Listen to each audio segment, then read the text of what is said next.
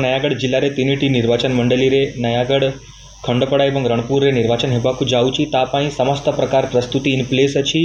आज आमर polling parties रो tagging एवं डिस्पर्सल चली and almost 90% tagging dispersal complete हो जाइए।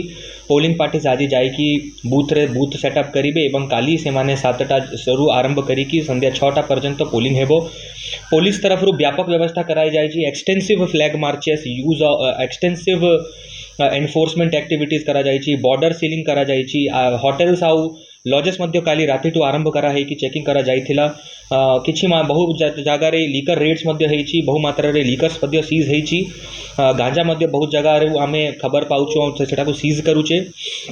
मु आशा आम पाखे पर्याप्त मात्रा रे सेंट्रल फोर्सेस आसी आमे सबु सेंसिटिव और क्रिटिकल बूथ्स को सीएपीएफ रु कवर करूचे। वेबकास्टिंग माध्यम रे भी 422 बूथ्स कवर होची।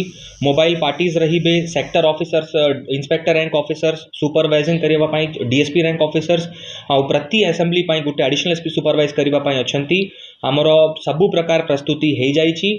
मु आशा करूची कि आमर आसंता काले जो निर्वाचन हेबो बहुत शांति श्रृंखला रे हेबो।